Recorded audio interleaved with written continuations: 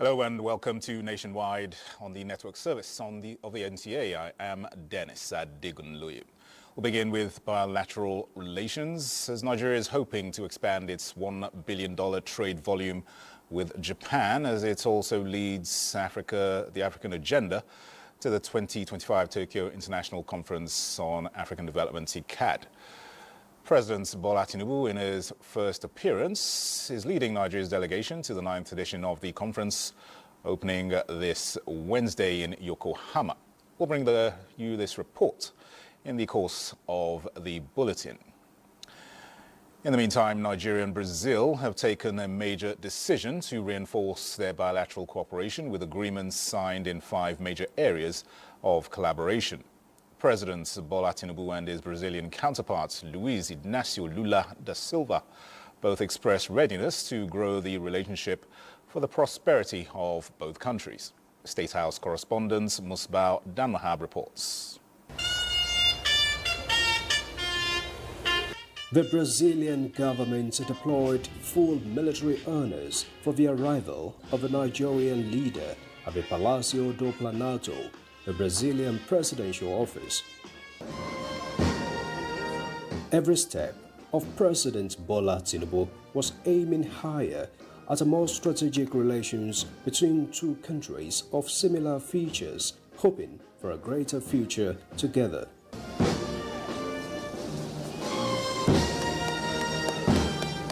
Yet another meeting of two friends in the series. 4th meeting between the two leaders since President Tinubu assumed office.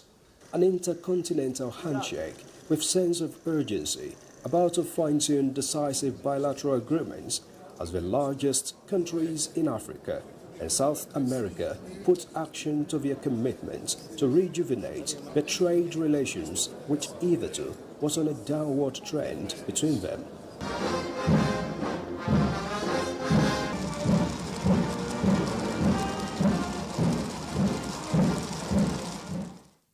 A private meeting and then a bilateral one between the two teams culminated in signing of agreements on 5 areas. These include aviation, capacity building of diplomats, political consultation on bilaterals of common interest, cooperation on science, technology and innovation, as well as cooperation between banks of agriculture of both countries to promote trade and investment. We've elevated this promise to the path of reality, as you've seen in the various MOU already signed. Today, we're fighting and working hard to bring our sovereignty to the level of expectation that we as a nation, an African nation, the most populous country, the most dynamic country, Nigeria, to share with Brazil what we need to share among each other. Technology transfer, economic renaissance that will be beneficial to the two countries. Let Brazil continue to widen the opportunity for us to embrace Africa. Africa is the new frontier. Focusing on technology and knowledge transfer in manufacturing, both leaders believe their countries will henceforth harness their resources to grow their economies and peoples. If we can mitigate all problems and eliminate, the peg and make the business transparent and support our aviation industry, it will blossom. And aviation will propel additional opportunity for business to grow, culture to succeed, and everyone to benefit. Brazil has an obligation to help the African continent achieve the same development we have achieved here.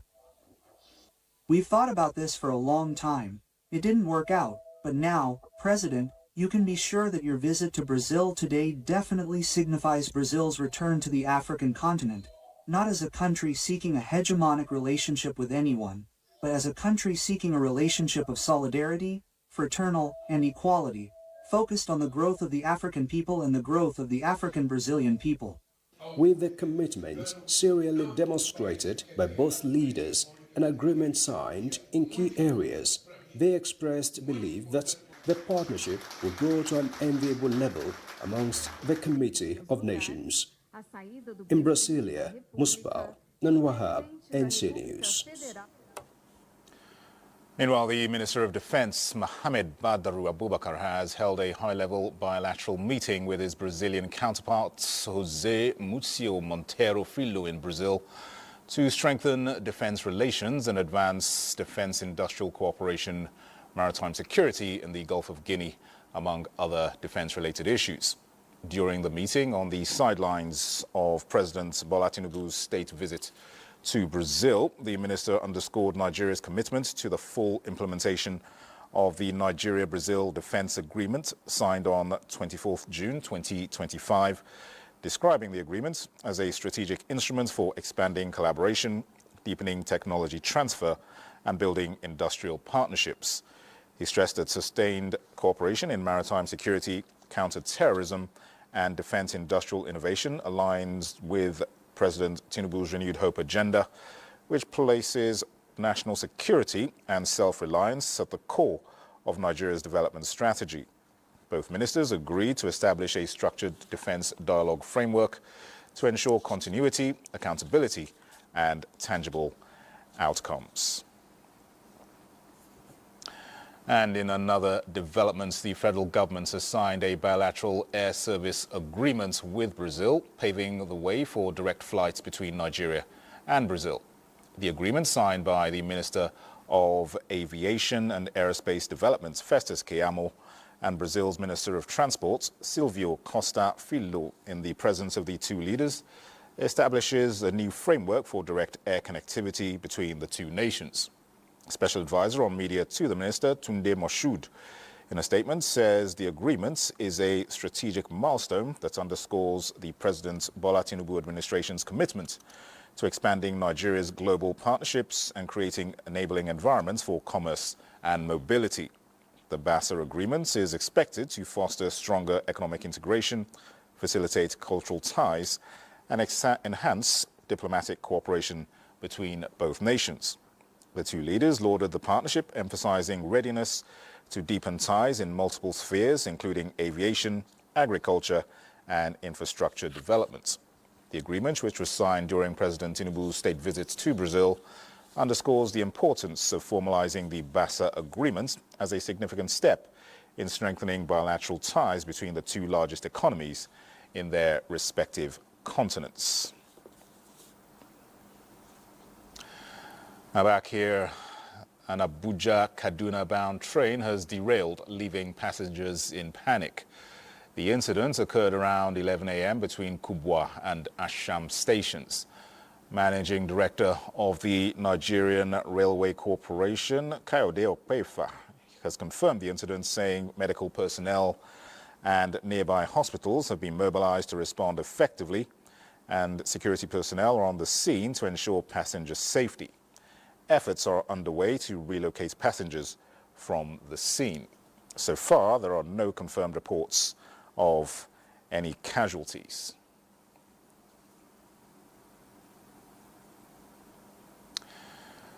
The Sokoto State has once again witnessed accidents on its waterways as two separate boat mishaps in the space of 1 week claimed lives and left families in grief.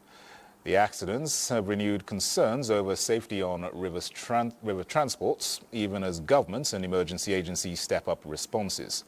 Abdullahi Umari Laldu reports. State is once again in mourning, following two separate boat mishaps recorded within the span of 1 week. The accidents, which claimed lives and loss of farm produce, add to a long history of recurring boat disasters on the state's waterways. The search and rescue operation has ended. Survivors recall how the boats were overloaded, with many passengers struggling without life jackets. For the bereaved families, it is not about numbers. It is about fathers, mothers, and children whose absence will leave lasting pain in their homes and communities. Two of my brothers were involved in the incident. One was rescued alive and the other one is yet to be seen. Mun zo da jirgi sai taguwar iska ta ruwa sai ta bugo cikin jirgin sai ya noce. Officials of the National Emergency Management Agency, the National Inland Waterways Authority, the Sokoto State Emergency Management Agency, and other relevant bodies were at the site coordinating rescue efforts and extending support to survivors and relatives of the victims. A boat or a canoe that is carrying about 30 being overloaded with 50 persons, then 7 motorcycles. I can say this is ignorance, this is negligence. Without passenger manifest and without life jacket. If they are on board with the life jacket, I'm sure the people to be rescued would have been much more. The Sokoto state government also visited the affected areas, commiserated with the victims' families, and provided relief materials. But for residents who rely daily on river transport, the sorrow of these losses is a stark reminder of the urgent need for stronger safety measures and effective enforcement to prevent further mishaps. From Sokoto, Abdullah Omar Ilalu, NTA News. All right, let's take some commercials now. The news returns shortly. Stay with us. Welcome back. We're now being joined live from Sokoto with Nuruddin Abdullahi to talk more to us about the boat mishaps in Sokoto State. Nuruddin, hello. Can you update us on efforts by the authorities concerned? Yeah, I can. In making prompt. Thank you. Thank you very much, Abuja. Can you hear me? I'm hearing you loud and clear, Nuruddin. Just tell us what authorities are doing.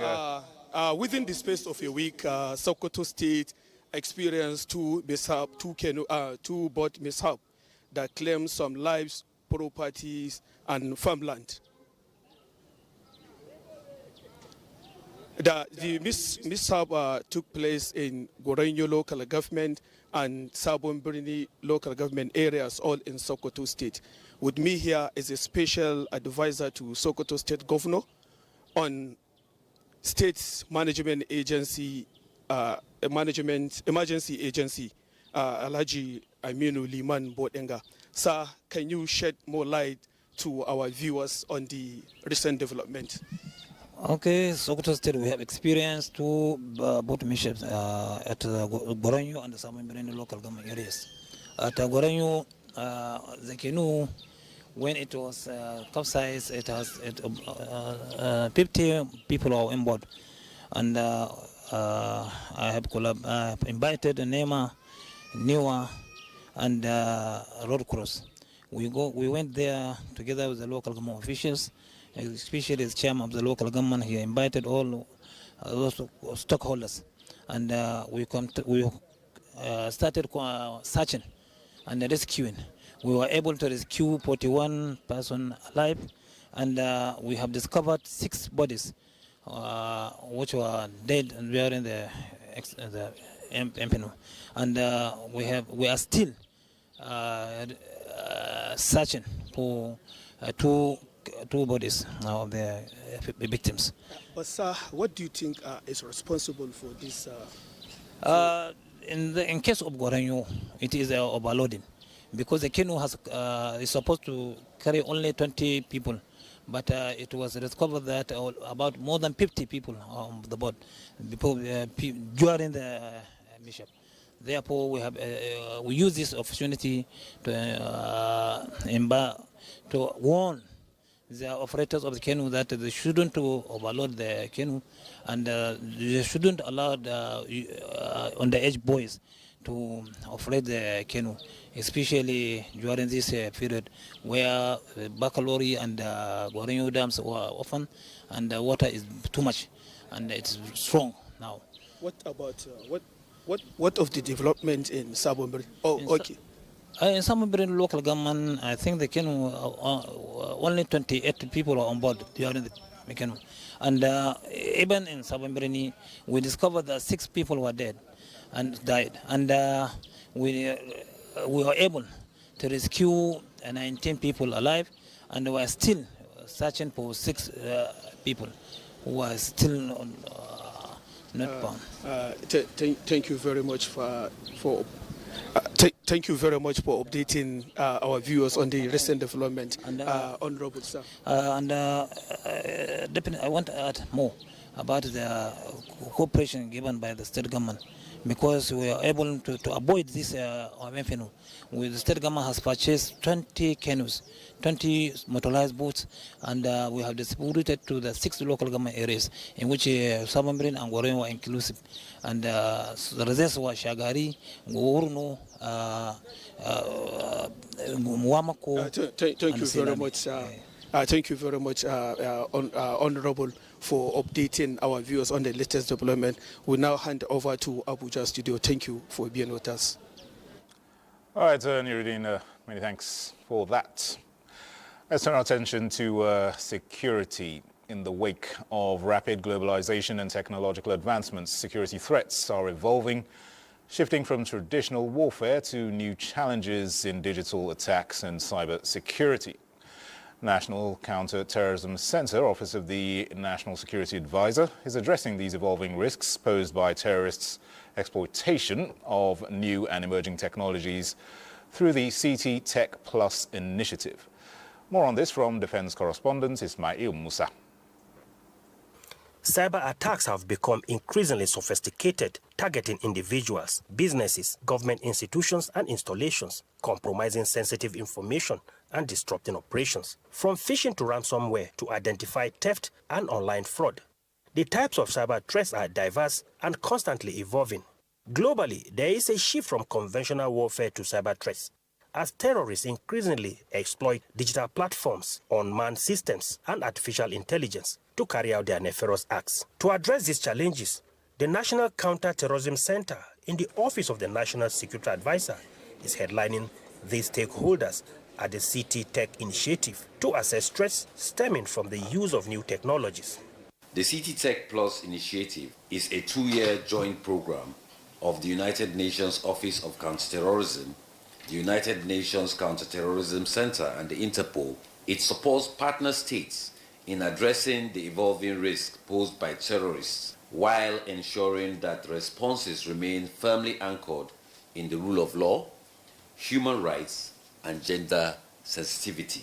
It's important to note that the outcome of this workshop will enhance and strengthen Nigeria's national counterterrorism policy and operational responses to counter the use of new technologies for terrorist purposes in full compliance with international human rights norms and standards. The workshop, second in the series, provides a platform for stakeholders to jointly assess technological risk and translate findings into actionable national counter-terrorism policies and operational strategies. In Abuja, Ismail Musa, NTA News. In the meantime, the Nigerian army is gearing up for a digital revolution, sharpening its edge in the cyber battlefield to tackle emerging security threats. With its 3rd annual Chief of Army Staff Data Management Seminar in Abuja, the Army says it is prioritizing effective data management and record keeping as key ammunition in its national security arsenal. Defense correspondent Najatu Tijani reports. A study shows that digital record keeping can result in cost savings in printing supplies and in labor. For the Nigerian Army, digital record keeping and data management are crucial in today's digital era. This gathering at the 3rd annual Chief of Army Staff Data Management Seminar is being organized by the Department of Military Secretary. Though these departments have statutory responsibilities to collect and maintain certain Nigerian Army data and records, data management and record keeping in general is a collective duty which requires the efforts of all corps, formations, and establishments. Keynote speakers say by leveraging technology, the Army can improve data accuracy, accessibility, and security, ultimately supporting better decision-making. It will undoubtedly enrich the participants, who also provided the motivation for achieving tasks in the accomplishment of our overarching mission. The seminar also provides a platform for stakeholders to share best practices, discuss challenges, and explore solutions to enhance data management and record keeping within the Nigerian Army. Naja'atu Tijani, NTA News. Elsewhere, the Chief of Army Staff, Lieutenant General Olufemi Oluyede, has assured that the Nigerian Army will continue to do more to secure not only states plagued by banditry and insurgency, but the entirety of Nigeria's territory. This assurance was made during an operational visit to Katsina State at the Government House. Awal Haliru reports. The Katsina State government acknowledged the support of the Nigerian armed forces in the ongoing onslaught against banditry and kidnapping, which has led to the recent success in rescuing kidnapped victims and eliminating bandits' enclaves in the state. The visit of the Chief of Army Staff was to convey collective condolences to the state for the loss of lives recently, which he described as sad and unfortunate. He also sought to synergize efforts to address the challenge of ending banditry and insurgency while seeking for more support from the state government and people of Katsina State in areas of intelligence gathering. Because the fact is that we're just fighting our own people. That is the truth. The enemy is within, and it's important for us to fish out these enemies of state and see how we can deal with them decisively. Going forward, I just want to register the fact that we'll do our best, we'll do more to secure Katsina State, not only Katsina State, the entirety of the Nigerian space. People have cried out, and now that we have this powerful delegation sent by the federal government to come and reassess our situation and provide additional support to our people. So we thank you, the Nigerian Army, we thank you, Mr. President, for this intervention. The Nigerian Army assured it will do the best to secure the state and the entire country. In Katsina, Awal Haliru, NTA News.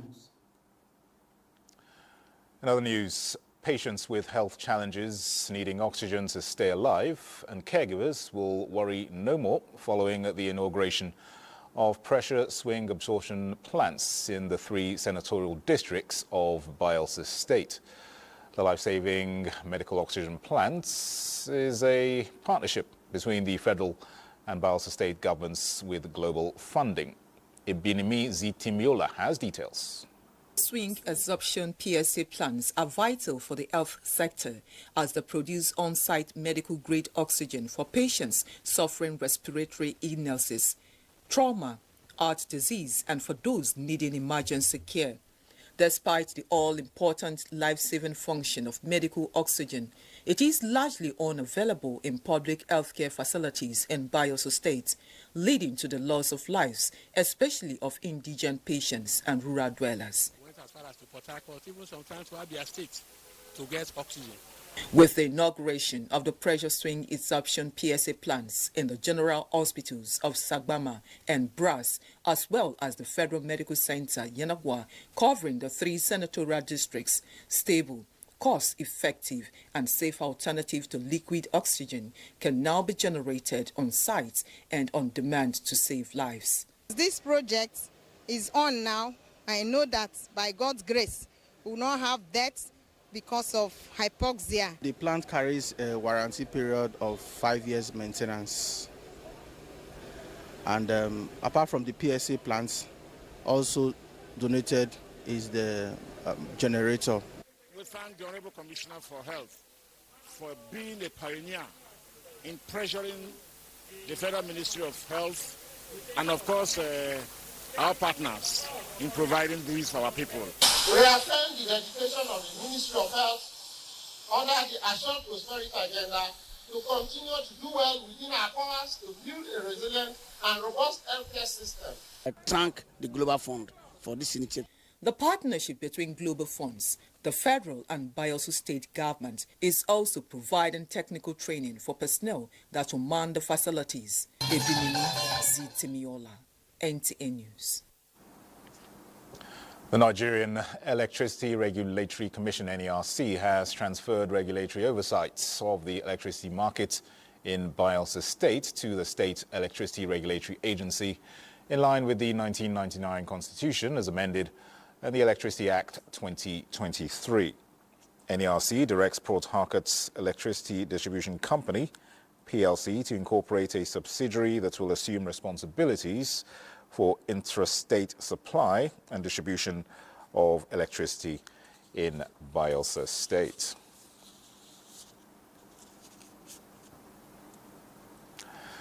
Now, in the just concluded by-election in Anambra State, the open display of vote buying by political actors has become a source of concern. Ahead of the governorship election in the state, Daniel Ukpai interacted with stakeholders involved in the electoral process and measures to curb vote buying. Vote buying has become one of the biggest threats to Nigeria's democracy. On election days, the power of choice is often exchanged for a few thousand naira, food items or material gifts. What may seem a small transaction at the polling unit has far-reaching impact on governance and development. But the point is that those old women, those people, indigent people, people who doesn't have money, some of them believes that day they will make like 5,000, 10,000 for them to use to cook. So it's been a challenge, but I know that fundamentally there are many dimensions to it. I think it's a deficit of governance. It's supposed to be by choice. You know, when you see a candidate that has potential to give what it takes, then, and you like the person because you want Nigeria to move forward, then you go for it. It weakens institutions, erodes trust in the electoral system, and promotes mediocrity in leadership. Vote buying is democracy for sale, and the citizens end up paying the price. How we can solve the problem is not through coercion, it's not through arrest. It's a matter of setting aright the minds of the people. When we eat that money that he gave you that day, maybe 5,000, 10,000, it won't even last you for 1 week and the money has finished. Innovation and technology is one of the most interesting things that is changing the global economy. So I believe that the government should look into it. To counter things like this, we just need technology. For Nigeria's democracy to thrive, elections must be driven by conscience, not by currency. In Oka, Daniel Ukpai, NTA News. Well, let's stay in Oka, where Daniel Ukpai is standing by to give us further updates on efforts to curb this menace in the electoral process. Hello, Daniel. What else can you tell us about efforts of government to curb vote buying in the state? Once again, and welcome to Oka, the Anambra State capital. We're in the last election that just threw up and eating some practices which political analysts have said, if they are not nipped in the bud, could stand against democratic culture in Nigeria. And one of them specifically was the issue of vote buying, which came up during the by-election. But they, however, profiled some solutions, and which include the solutions they prefer includes economic empowerment of the voters.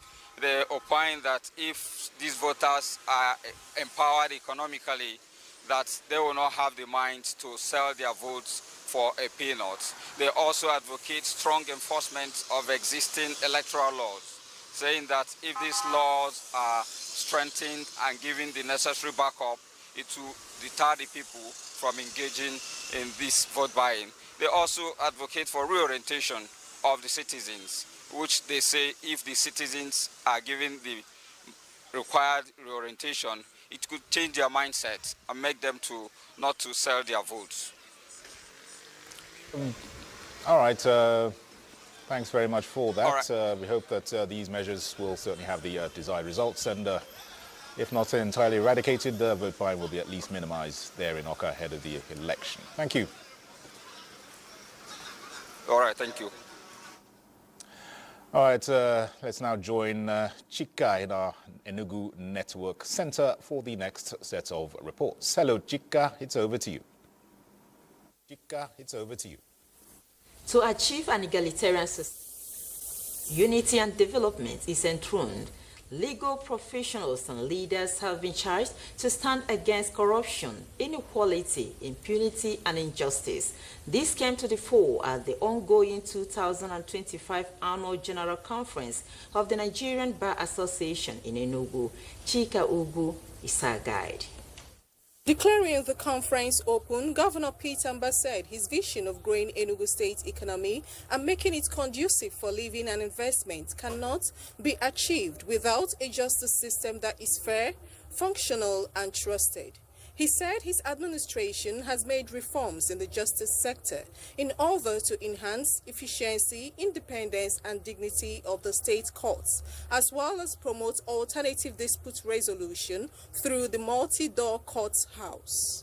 One of the reforms that I'm proudest of, we introduced real-time transcription for our courts, attaining verbatim reporting for the court, has eliminated the strain of longhand recording on judges.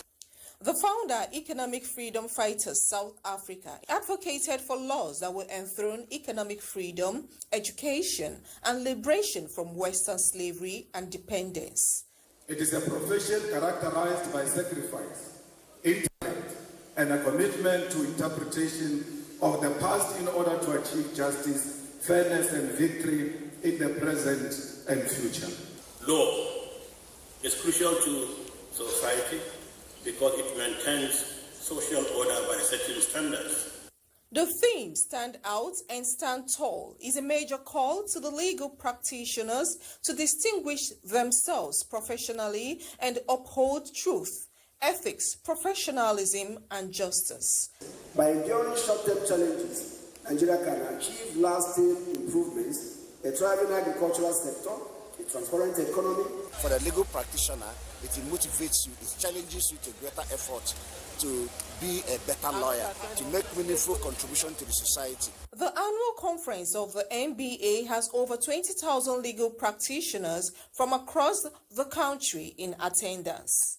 In Enugu, Chika Ugu, NTA News. Meanwhile, the ongoing 2025 Annual General Conference of the Nigerian Bar Association has provided a platform for groups and organizations to table their grievances and advocate for justice. Chimaroke Ugu reports that members of the Enugu Suburban 1 constituency of the Enugu State were at the venue to protest the continued incarceration of Bright Ngene, winner of the constituency seat at the Enugu State House of Assembly at the just concluded by-election. Placards and solidarity chants, some constituents of Enugu South Urban constituency marched to the International Conference Center, venue of the ongoing Nigerian Bar Association Annual General Conference in Enugu. They described the continued imprisonment of their son for alleged Community Development Fund scandal as injustice and intimidation. The peaceful protest, according to the constituent, is the last resort to call the attention of the NBA to the plight of their colleague, Bright Ngene, who is a lawyer. They allege that he was wrongly convicted and sent to prison by Enugu State Magistrate Court. Judicial process were not followed, and in less than 2 weeks, judgment was dispensed. Yes. And the man has been in detention since then till now.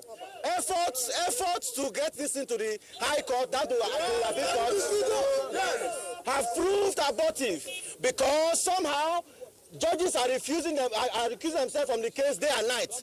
The Chief Justice have refused to assign the case to a new judge. They pleaded that NBA should step into the matter to ensure that judicial due process is followed. I have written to every organ of NBA as we speak, but there have not been any kind of response. So we have done all we can do. We decided to resort to this issue to come and beg. We're not here to fight.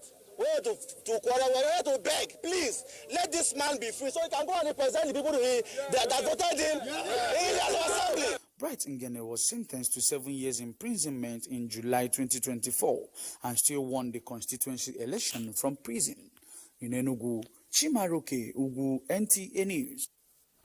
And that's it from here. Now over to Abuja, where Dennis is still standing by. Many thanks, Chika. Now, digital capacity building towards promoting service delivery within the aviation space is non-negotiable. This was part of the focus of the 2025 Mid-Year Workers and Stakeholders Sensitization Program of the Joint Consultative and Negotiation Council of the Ministry of Aviation and Aerospace Development.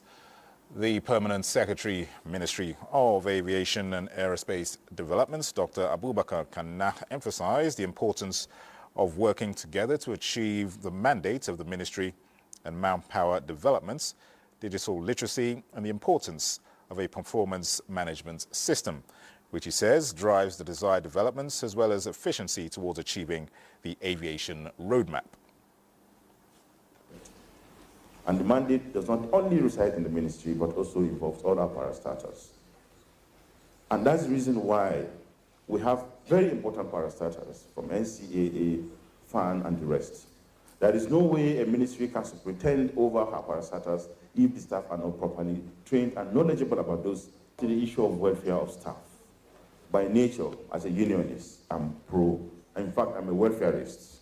We are the heart of this industry, and therefore, our dedication, resilience, and professionalism are keys to keeping the sector on the move by closing the gap between the ministerial mandate and the minister's 5-point agenda. Dr. Kana reaffirmed the ministry's commitments towards the promotion of the welfare of staff, which he says will enhance performance to achieve desired objectives. Let's now cross over to our Lagos Network Centre, where Adiola will give us our next reports. Hello, Adiola.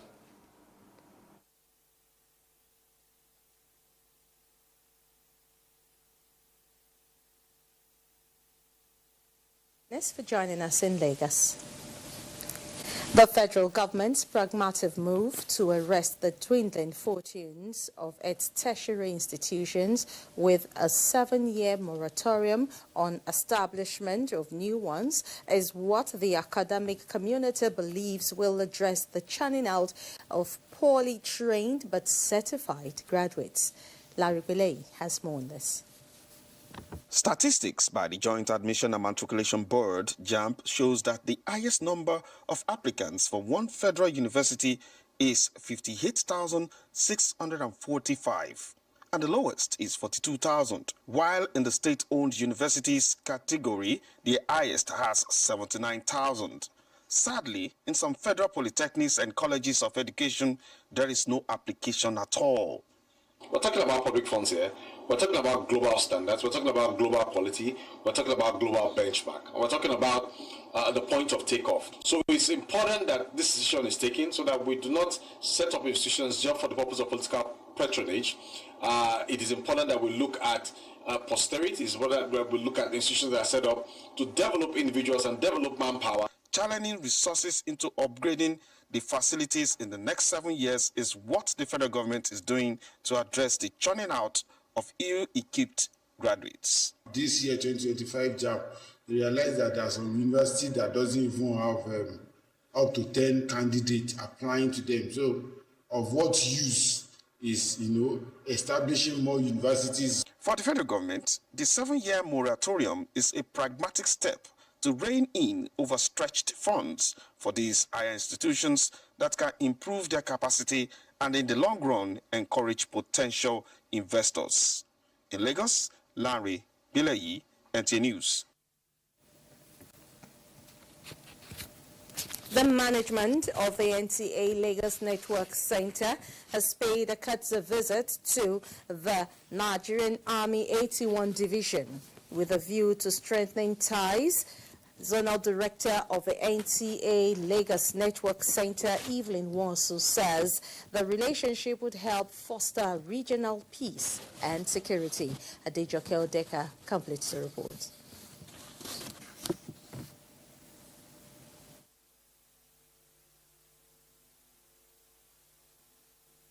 With relationship building at the forefront, the Nigerian Television Authority Lagos Network Center Zonal Director Evelyn Nwosu kicked off her engagement with a courtesy visit to the division of the Nigerian Army, recognizing the invaluable role the Nigerian Army plays in maintaining peace and security in the region. We want to have a relationship where anything you do, we will be able to say. And then we want to have a security program that we have to talk about security, because if we don't talk about security, I don't know who should.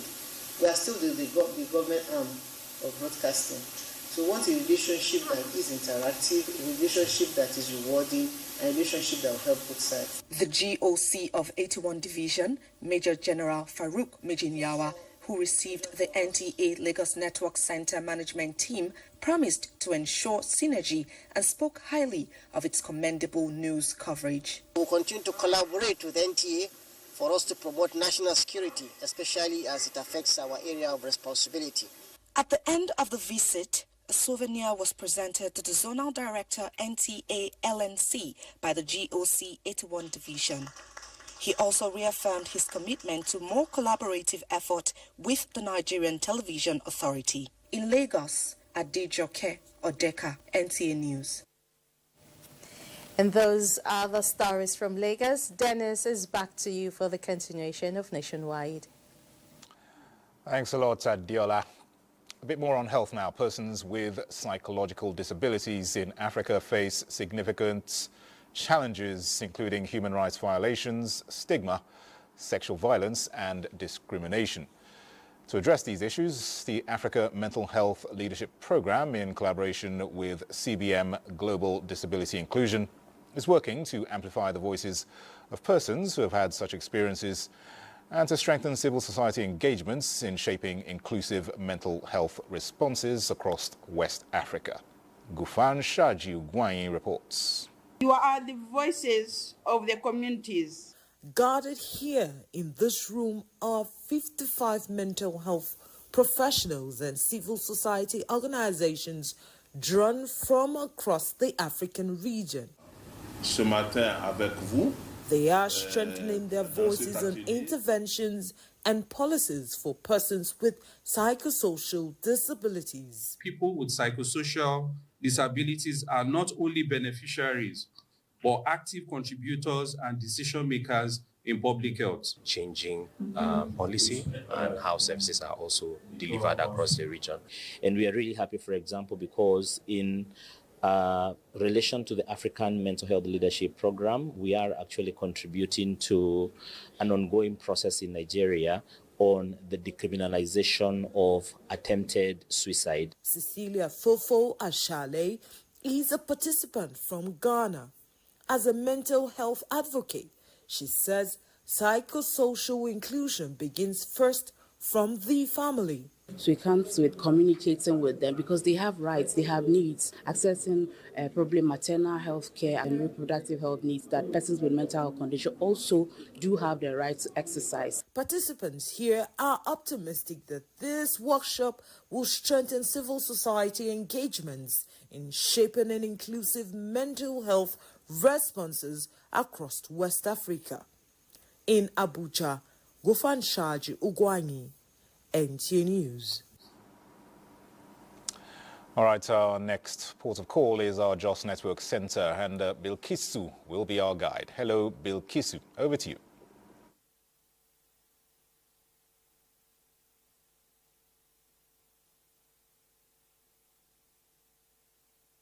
To JOS.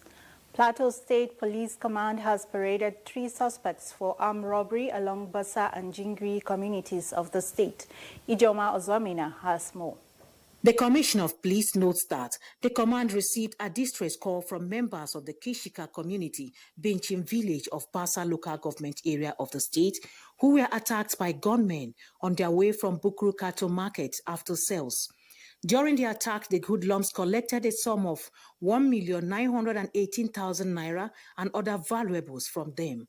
Following the report, detectives swung into action and arrested the suspects who confessed to the robberies along Bassa and Jingri communities. We have succeeded in putting an end to the activities of some criminal-minded individuals in our midst, whose perception of a decent life is to cause chaos, thereby deprive other innocent citizens of their means of livelihood. It is worthy of note that these operational successes are not only a testament of the diligence and commitment of our officers, but also the collaborative spirit of Plateau citizens. Similarly, in Langton South, upon credible intelligence, detective raided the house of a suspected kidnapper and discovered a locally fabricated rifle with an empty magazine. The CP further notes that these achievements and successes could not have been possible without support from the public and other security agencies, urging them to sustain it for a better society. In Jos, Ijoma Ozemena, NTA News. National Institute for Policy and Strategic Studies, KURU, says it is committed to the realization of its mandate of research and policy making to achieve national goals. This was at a transformational leadership course on professionalism, performance and productivity. Mary Replon Domtur has the report. The National Institute for Policy and Strategic Studies, NIPS, a premier policy think tank, was established by Decree 20 in 1979 to serve as a center for research and policy making. It serves as a center where representatives from all walks of Nigerian national life come together by way of workshops, services and other action-oriented courses, studies and conferences to analyze and exchange views as to long-term national goals. These participants were trained in transformational leadership course on discussing professionalism, performance and productivity. I'm going with so much that I know will make me a better person to impact more positively to the growth of the NTA. We go a long way in transforming our leadership style. I would want to recommend that more people in managerial positions are allowed to come in here. We learned how to be able to take decisions. The Director General, National Institute for Policy and Strategic Studies, Professor Ayo Omotayo, represented by the Director of Research, Professor Leonard Foa, admonished the participants to practice what they learned during the training in their various organizations. Trainings are meant to stimulate you, trainings are meant to drive you, trainings are made to enhance your capacity. Participants were drawn from the Nigerian Television Authority, tertiary institutions and other agencies of government. In Jos, Mary Replong Domtur, NTA News. That's our contribution from Jos. Maiduguri is standing by for the continuation of Nationwide after this break. We're glad to have you back on Nationwide. Let's now continue from Maiduguri. Borno State Governor Professor Babagana Umar Zulum has sent a delegation to Marwa in Cameroon's far north region for the sent-forth ceremony of Major General Mohamed Salih, recently appointed Chief of Army Staff of Cameroon. Pauline Kujevana completes the story.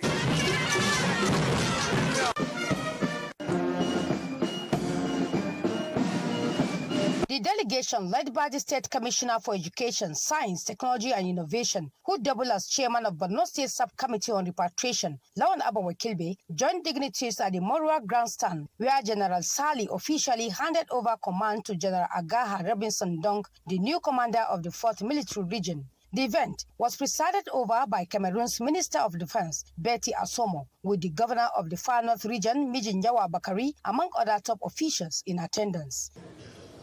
Tous nos compatriotes, militaires et civils.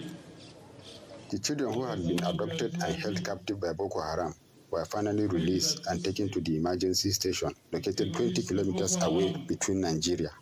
De nous tomber à l'instant même. Nos otages.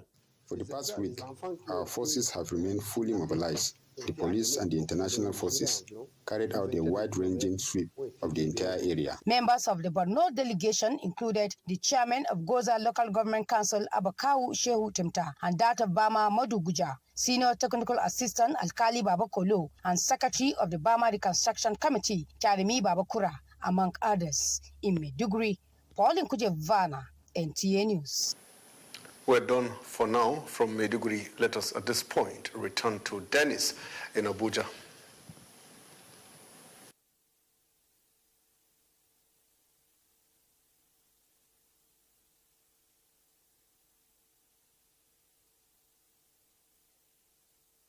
The Nigeria Police Force has recorded major breakthroughs in recent anti-crime operations, rescuing 5 kidnapped victims in Kebbi State and killing 5 suspected kidnappers in Abia State.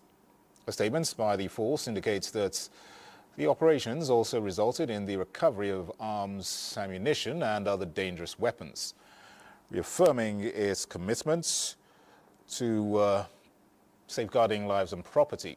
In Kebbi State, police operatives working with other security agencies and vigilantes rescued 3 kidnapped victims after a gun battle with armed kidnappers in Shanga Hills. In a separate operation in Danko Masagu local government area, 2 victims abducted earlier in Zamfara State were freed unhurt after successful confrontations with bandits. Meanwhile, in Abia State, operatives stormed a kidnappers' den in Ukwa West local governments and engaged the gang in a fierce exchange of gunfire. The superior firepower of the police proved decisive as 5 gang members were killed and a large cache of arms and ammunition recovered. Inspector General of Police Kayode Egbetokun commends the officers for their bravery and assures Nigerians have sustained efforts to dismantle criminal networks nationwide. And with that, we come to the end of Nationwide. Many thanks for watching. I am Dennis Adegunloye.